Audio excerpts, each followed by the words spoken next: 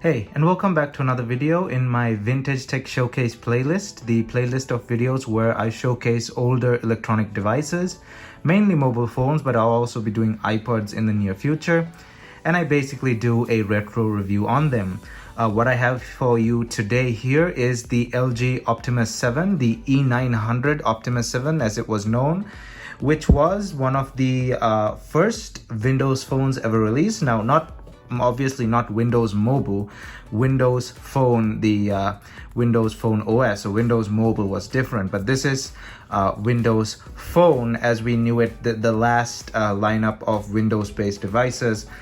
This started off in October of 2010. It was announced in October of 2010 and released in November of 2010, and I call it one of the first because it was the first alongside other devices like the Samsung Omnia 7 and the HTC HD7. So there were a bunch of devices. So unlike the first Android device, which was the HTC Dream, and the first iPhone, which was the iPhone 2G, they were just a single phone. This and the Samsung Omnia 7 and HTC HD7 were a trio, or I think there was another phone, I can't remember exactly, but they were a bunch of phones that were the first Windows phones ever launched in 2010.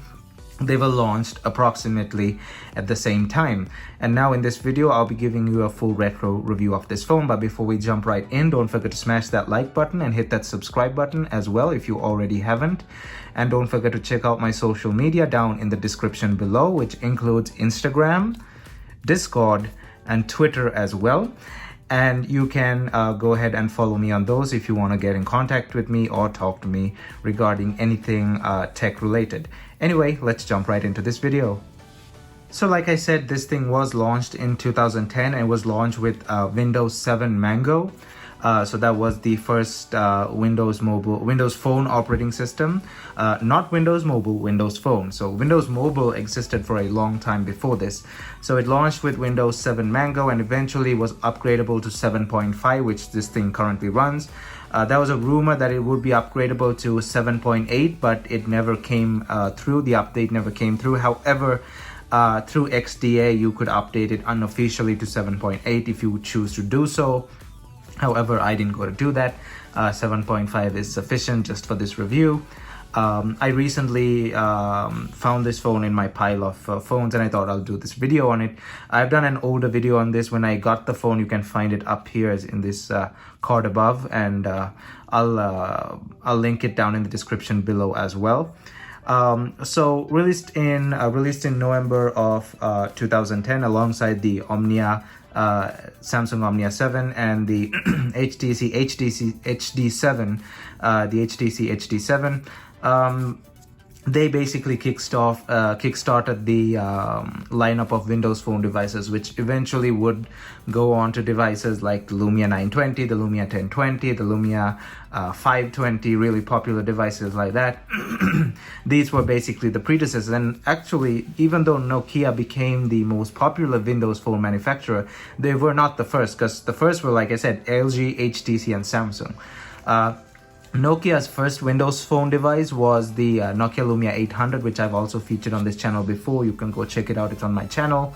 The Lumia 800 basically 1 year later in 2011. So Nokia was kind of late to the party. However, they did a better job with their Windows devices, like the Lumia 1020, the Lumia 920. They included their Carl Zeiss camera technology, their pure view Zeiss technology, and they did a way better job, hence why they were more popular. However, they were not the first. LG, Samsung, and HTC were the first. Okay, so now let's have a quick go around of the device itself, and then we'll jump into the specifications. So up front we have the display, which is a simple 3.8-inch display, and we'll talk about the display in a bit. We've got the speaker up there, LG branding, no front camera, physical buttons. So this thing has physical buttons, physical Windows button, physical back button, and the search button. Actually pretty nice. They actually do feel nice, and these are textured. So back in 2010, I would have happily used this. This actually feels really nice, really tactile and nice. On this side, we have the camera shutter button with half press for focus and then full press to take the photo. We have the micro USB port hidden away by a flap there. Let me see if I can get off the flap. Yeah, it's there. So the flap is still in place. This phone is in immaculate condition, by the way, and I got it for pretty cheap. I can't remember exactly how much, but you can find it on that video. At the back, we have the back of the phone. We have the camera, which is a 5 megapixel camera. It's got that weird mirror-like thing as well, which some phones had back in the day. LED flash. This phone was locked to the TELUS network. And then Windows Phone branding here. I'll show you at the end of the video the back cover. The back cover on this is actually metal, while the rest is plastic. And on this side, we have our volume rockers up and down. At the bottom, we have a microphone over there, and at the top we have our power button and 3.5mm headphone jack. So now let's go into talking about the display on this phone. So the display on the LG Optimus 7 is a 3.8 inch display, so not 3.5, 3.8, because 3.5 was a standard back in the day, but for some reason they went for 3.8 inches. It has 480 by 800 pixels, so 480 by 800 pixels. That gives it a 5:3 aspect ratio and a pixel density of around 246 pixels per inch. And obviously the glass also has Corning Gorilla Glass, because this was the only Windows, well, alongside the Samsung and the HTC, the only Windows phones back in the day. So they did include the best of the best. So it had Gorilla Glass, probably Gorilla Glass 1, Series 1. I can't really confirm it. Just the spec sheet usually just says Gorilla Glass, but I'm pretty sure it's Gorilla Glass 1. And the LCD technology is TFT, so it's slightly an older LCD technology. However, it is what it is for its time. TFT LCDs were still widely in use at the time, and it is decently colorful. I mean, it's for a TFT LCD display, it's nothing great, it's nothing too vibrant. We can go ahead and set the theme colors here, as you can see here. So there's a bunch of colors there. The colors don't really pop. They're somewhat dull, and they're somewhat a bit brightened. But they are what they are, and they're pretty decent. It's a pretty decent display for 2010. The display on this thing is extremely bright. If I put the brightness to full, now it's on low. If I put it to high, it almost makes the letters not visible even on camera. So that's why I've set it to low. So the brightness and the outdoor light performance basically outdoor, is amazing, because when I took this out to take photos for this video, I could easily see the screen even on low brightness. So a pretty interesting display, a decent color accuracy and stuff. Nothing too great on the display department, but the brightness department, yeah, it's a very bright display. Overall, a pretty decent display for 2010. Not as great as obviously the iPhone 4's display, but still a pretty decent display. All right, now let's move on to software.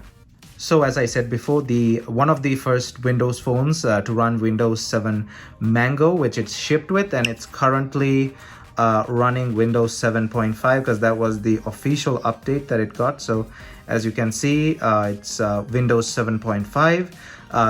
And I said earlier, this thing is locked to the TELUS network. So Windows 7.5, they said they'll give this the Windows 7.8 update. However, they didn't end up giving it the update. But you can still update this through like manual methods using like XDA stuff, and like you can basically plug this to your computer, and people have made a version of 7.8 that runs on this phone just fine. I've seen a few videos online of this phone running 7.8, and it runs decently fine. Windows phones are not known for getting stuck, because they use minimum amount of specs. The specs on Windows phones were not the greatest of their time when compared to their competitors. However, they did not need too high of specs, because the Windows operating system did not require that much power, hence why a lot of phones were underpowered, hence why some people kind of avoided them also, because they didn't know. They just thought that, all right, most specs equals faster phone, but that's not the case. A great example is iPhones. They're not even close to as powerful as their competitors. However, they're still, most of the time, they're faster, and they're faster processing stuff and navigating through the interface. The same could be said for Windows. Windows phone was made so well at the back, it didn't require a lot of power. So it runs just fine, and 7.8 will also run just fine. As you can see, this is the old school interface. The button was up here, to go into your full list of apps. You can also swipe like that. I've set the blue theme, but you can also change themes like I showed you earlier. Where is that? It's over here. So you can have a bunch of themes. Obviously they updated themes on Windows Phone 8 and Windows Phone 10. Eventually had the transparent tiles and all the themes and stuff. Amazing stuff, really good stuff. I really liked those when I used my Windows Phone, when I was using it as my daily driver back in the day. So you can change theme colors and stuff. It's pretty decent stuff. Windows 7.5. I wouldn't call this even close to usable in 2021. You may be able to sideload some apps and maybe use some stuff off the browser. However, it's a bad idea to try and use this now because the security is off. There are no updates. There's nothing. Windows Mobile 10 is getting harder and harder to use. So you can only imagine how Windows Phone 7 is like. So don't even bother using this. But you can just play around with it and probably use it for calls and stuff if you like. But I wouldn't recommend using this in 2021. Anyway, that was the software department on the LG Optimus 7. Now let's move on to hardware. So looking under the hood, we can see that the LG Optimus 7 is powered by a single core Qualcomm Snapdragon S1 processor, the QSD 8650 variant. So QSD 8650, which is the variant of the Qualcomm Snapdragon S1. It is a 1 gigahertz single core processor, and that was more than enough processing power for 2010. Dual core processors came basically the next year in 2011 with also with an LG phone, the LG Optimus 2X, which was the world's first dual core smartphone with a NVIDIA Tegra 2 processor. However, this was 2010, so everything was single core, 1 gigahertz Scorpion core. It also had a Adreno 200 as its GPU. This thing did not have a card slot, and I think the Samsung Omnia 7 and the HTC HD7 did have card slots, so that was kind of a difference there. And it had an internal memory capacity of 16 gigs, which was more than enough for 2010, but you did not have the option if you wanted to put a memory card in there, and there was no 32 gig variant of this. So if you wanted this phone, you're stuck with 16 gigs. It also has 512 megs of RAM. Again, this was back in the day when 512 megs was the standard for higher end phones.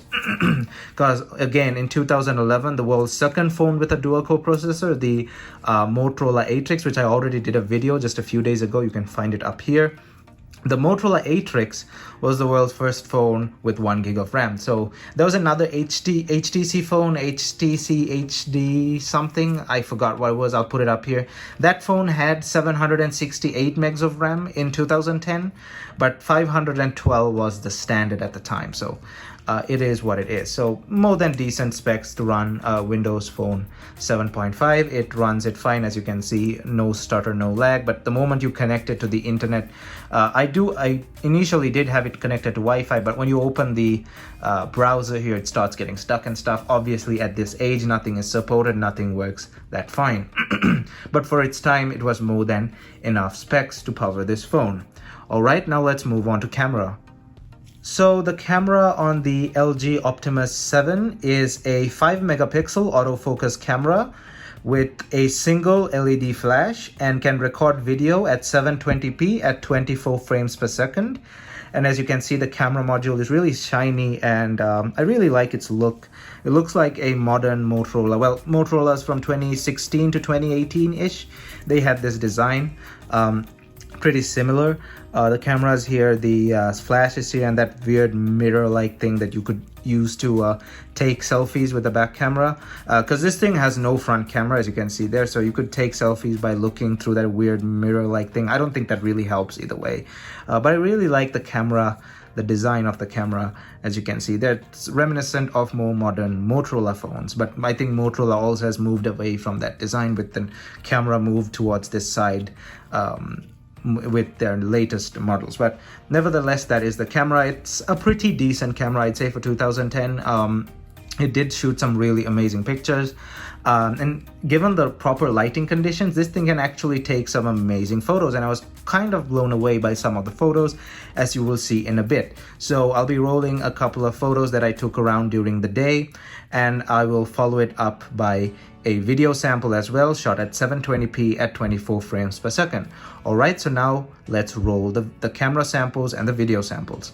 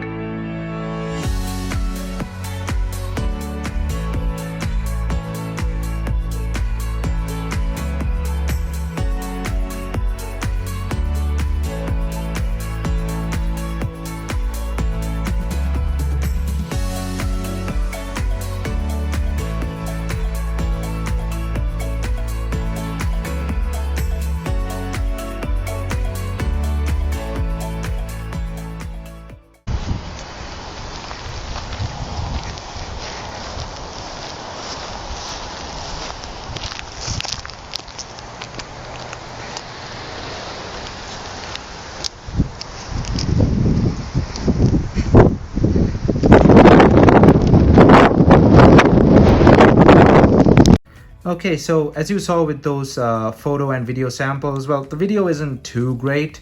I would consider it decent for 2010. However, the photo samples were actually pretty impressive, I'd say, with quite a bit of confidence. They were, obviously, we have to talk with relevance to 2010. So you got to put yourself in the shoes of an owner from 2010, but still, they're pretty decent photos. Anyway, we can now move on to the rest of the phone. Show you the battery bay. Now, like I said earlier, the battery bay is made out of metal, and this did cause some problems. This phone had a lot of issues, mainly with overheating while charging. The battery bay would get really hot, and it would be hard to touch for a while until it cools down, because metal retains heat more than plastic. This was a good design choice. It feels really premium, but then again, it had an overheating issue, and a lot of people complained regarding. I remember in 2010 there were some articles on this phone. People said there was an overheating issue on this phone, and when I was taking photos out today in quite a warm temperature, I wouldn't say it's really warm, but it was quite warm. I was taking photos outside, and this thing was overheating, so I thought it was actually the heat from outside, but then I touched the battery and stuff, and turns out the thing actually overheated. So it did have an overheating problem to a certain extent, and that kind of took a toll on the battery life as well. This also had like a software problem where people couldn't update to 7.5, as I believe. There was a small conflict with the updating problem, but with an update problem, but eventually they did sort that out. But the overheating problem, I guess they couldn't really fix it. So let's press this button down here, and we can lift up the battery bay. And again, this is metal, as you can hear with the sound. So that is the battery on the LG Optimus 7. It is a 1500 milliamp hour battery which gives the phone about 330 hours on standby on 2G, and also about 300 hours on standby on 3G, but maybe actually 320, because some articles said 320, 300. So the 2G and 3G thing wasn't really that much of a difference, but I know when any phone is on 3G and 2G standby, 2G uses way less amount of power. So 300 for 3G and 300 for 2G, 330 for 2G is more of a better estimate, because I got a lot of spec sheets for this phone and there was some conflicting information. It had talk time on 2G up to 6 hours and 40 minutes, and talk time on 3G of up to around 5 hours and 15 minutes ish. 5 hours 15, 5 hours and 30 minutes in some articles. So this was 2010, like the tests weren't perfect, and like not everyone could get a very accurate reading of these phones, not like the stuff we have today. But the battery life on this phone, if the phone didn't overheat, was considered to be decent. But if it started overheating, obviously the battery life took a hit there. This phone was also available only in black, and so you didn't have really a color option if you wanted to choose between colors. But if you're okay with the black color, I guess that was all. Apart from that, there's nothing else to this phone. Its main party trick is its operating system, because back in the day it was Android, Symbian, and iOS going head to head. So when Windows came into the picture, we had 4 OSs. This was at a point where like 2010 to 2013 ish, where the 4 major OSs went head to head: iOS, Android, Symbian, and Windows Phone. So and then Windows Phone started giving away. Well, no, Symbian started giving away in 2013-ish. Nokia switched to Windows Phone as well, and they discontinued using Symbian. But there was a period of time where Symbian, Android, iOS, and Windows Phone were in the market together, and this phone was one of the first Windows phones to join that lot. But yeah, apart from that, there's nothing really much to talk about this phone. Its main party trick, like I said, is its operating system. Everything else about this phone is pretty basic, but the camera was actually quite nice. I'd say so myself, because it did a really good job, even for like a 5-megapixel camera. Because back in 2010, we had stuff like the Nokia N8 and the Nokia E7 and stuff. Well, the E7 had a horrible camera, no. The Nokia N8 and the Motorola Droid X. The Motorola Droid X also had a very decent camera. I did a video on that as well. You can find it up here. But yeah, there's nothing really else to talk about this phone, like I said. And again, if you enjoyed this video, don't forget to leave a like on this video and hit that subscribe button. And as always, I hope you enjoyed this video. Also, don't forget to check out my social media down in the description below. Thumbs up, and I'll see you guys in my next video.